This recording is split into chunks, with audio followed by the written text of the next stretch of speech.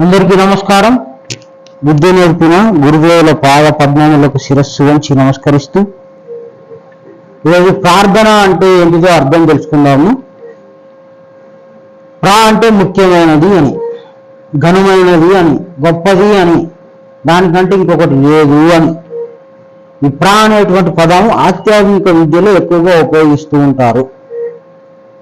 ఏదైనా ఒక వాక్యం ముందు అని పెడితే అది విశేషమైంది, గొప్పది, తెలుసుకోవాల్సింది, రహస్యమైంది అని అర్థము. అర్థించటము అంటే అడగటము, అడుక్కోవటం. ఈ అర్థించడానికి ముందు అని పెట్టామనుకోండి, అది ప్రార్థన అవుద్ది. అంటే ముఖ్యమైనది అడుక్కో, ముఖ్యమైనది తెలుసుకో అని అర్థం. ఈ సృష్టిలో ముఖ్యమైనది ఏంటిది, ఘనమైనది ఏంటి, గొప్పదైనది ఏంటిది అంటే ఈ సృష్టిలో మొట్టమొదటి గొప్పతనంగా ఏదైతే ఎప్పటి నుంచో ఉందో, అది ఎప్పటికీ గొప్పగానే ఉందో అది దేవుడు. ఆ దేవుడు తెలియబడకుండా అనేక రకాలుగా మనుషులు చెల్లాచెదరై మా దేవుడు గొప్ప, మా దేవుడు గొప్ప, కులాలు మతాలు వ్యత్యాసాలు అనేకం పెట్టుకొని కొట్టుకోవడం కూడా మనం చూస్తూ ఉన్నాం. గనక నిజమైన దేవుడు ఎలా ఉన్నాడు, ఎట్లా ఉన్నాడు అని ఎల్లప్పుడూ ఒకే విధంగా ఉన్నాడు కనుక ఆ ఒకే విధంగా ఉన్న విధానం ఏదో తెలుసుకోవాలి. ఆ పద్ధతి మనకు తెలియాలి.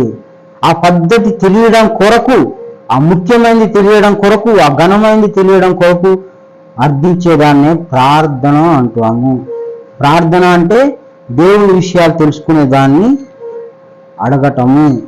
అంటే ఈ నలుగురిలో కూర్చొని అడిగేది కాదు, 100 మందిలో ఉండి అడిగేది కాదు. నీ మనసులో నువ్వే జ్ఞాన తృష్ణ కలిగి, అన్వేషణ కలిగి, కుతూహలం కలిగి, ప్రేరణ కలిగి, నాకు దేవుడు అంటే ఒరిజినల్గా అసలు దేవుడు అంటే ఏమిటో తెలుసుకోవాలనుకున్నప్పుడు చేసేటువంటి దాన్ని ప్రార్థన అంటాం.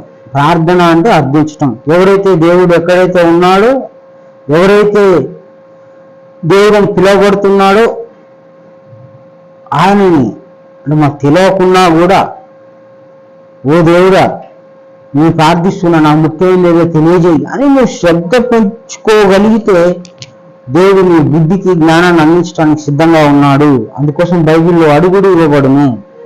నువ్వు అడిగితే నేను ఇస్తా. ఎట్లా అడగాలి? మోక్ష మార్గం అడిగితే ఇస్తా. మోక్ష మార్గానికి సంబంధించిన సర్వరహస్యాలను నేను అందిస్తా, నీకు నీ బుద్ధికి అందిస్తా, నీకు తెలుస్తుంది అంతే. తట్టుడి తీయబడును, వెతుకుడి దొరుకును. ఆ 3 పదాలు కూడా ఒకటే.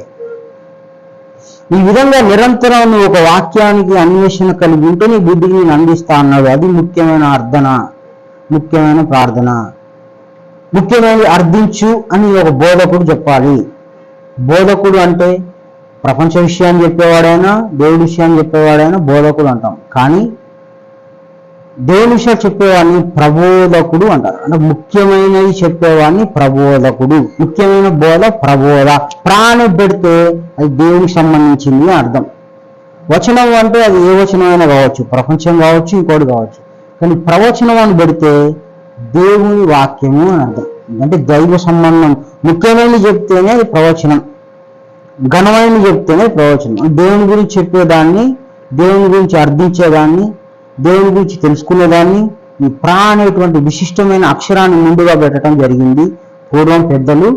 ఈ అనేటువంటి అక్షరానికి ఎంతో విశిష్టత ఉంది కనుక మామూలుగా అర్థిస్తే నీకేం ఉపయోగం లేదు, ప్రార్థన చెయ్యి అనేవాళ్ళు. అంటే ముఖ్యమైనది అర్థించు అని. ఒక జ్వరం వచ్చిందని తెలుసుకోవడానికి ఒక థర్మామీటర్ అవసరమైంది. గుండె వేగాన్ని కొట్టుకోవడానికి ఏమో ఒక స్టెతస్కోప్ అవసరమైంది. అలాగే దేవుని తెలుసుకోవాలి అని అంటే ఒక పద్ధతి కావాలి, ఒక ప్రణాళిక. ఆ పద్ధతి ఏదైతే ఉందో సృష్టి ఆది నుంచి ఇప్పటిదాకా అది వాక్య రూపంలో ఉంటే ఆ వాక్య రూపంలో ఉన్న ఆ మర్మాన్ని, ఆ సూక్ష్మ జ్ఞానాన్ని మనం తెలుసుకోవడానికి ప్రార్థిస్తాము, అర్థిస్తాము. అంటే ముఖ్యమైన దాని కొరకే మనం ప్రయత్నిస్తాము, ఇంకోటి కాదు.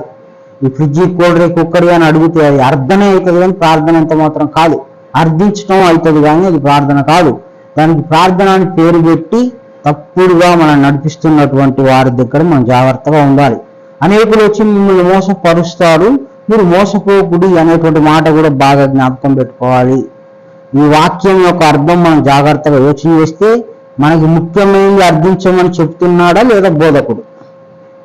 మనకి ముఖ్యమైనది ఏది? దేవుడి విషయాలే. దేవుడి విషయాలు చెప్పండి, ప్రబోధ చేయండి. అంటే దేవుడి విషయాలు చెప్పండి, ముఖ్యమైన బోధ చేయండి. ప్రవచనం అంటే ముఖ్యమైన దేవుడి విషయం మాత్రమే చెప్పండి. మాకు దేవుడా సొక్క ఈ ప్యాంట్ మాకు ఇల్లు ఈ వాకిలి ఇలాంటివన్నీ కూడా ముఖ్యమైనది కాదు అవన్నీ.